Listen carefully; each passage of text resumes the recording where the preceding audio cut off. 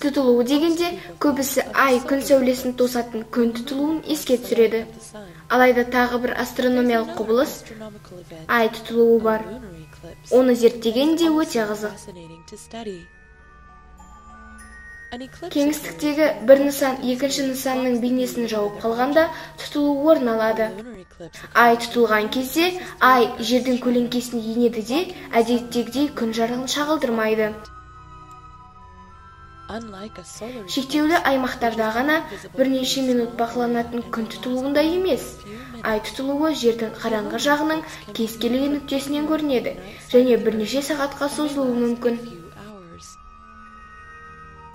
Ай тұтылуының 3 түрі бар. Ала көлеңкелік тұтылу ай жер көлеңкесінің жарықтау сыртқы бөлігі пенумбраға енгенде болады. Жартылай тұтылу айдың бір бөлігі жер көлеңкесінің ең қараңғы бөлігі умбраға енгенде орын алады.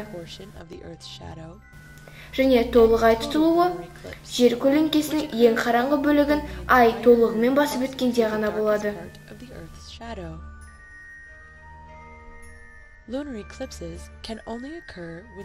Ай тұтылуы ай толғанда және күн ай жер түп түзу сызық бойында тұрғанда ғана бола алады. Айдың жерді айналатын орбитасы көлбеу болғандықтан ай әр толған сайын тұтыла бермейді. Ай орбитасы жыл бойына өзгереді де, жылына шамамен 2 рет жер орбитасына сәйкес келіп, ай тұтылуын туғызады. Толық ай тұтылуы кезінде жердің көлеңкесі ай бетін біртіндеп басып өтеді. Алайда ай умбраға еніп, күн жарығы толық тұтылғанда ай көбінесе қызылдау болып көрінеді. Қызыл түстің пайда болу себебі жерде жанай өткен күн жарығы жер атмосферасының қалың қабатын басып өтеді.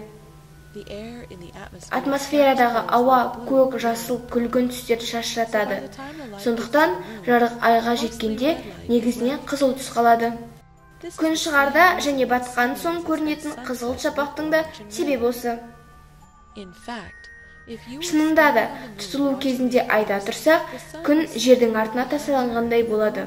Ал біз тұрған ай беті күн батардағы жерге ұқсап қызыл түске боялар еді.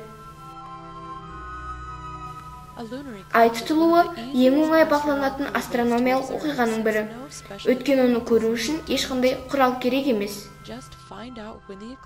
Тамыздың 7-сінен 8-іне қараған түні айдың жартылай тұтылуын бақылауды ұмытпаңдар. Ал 2018 жылдың 31 қаңтар мен 27 шілде күндері айдың толық тұтылуын бақылауға болады.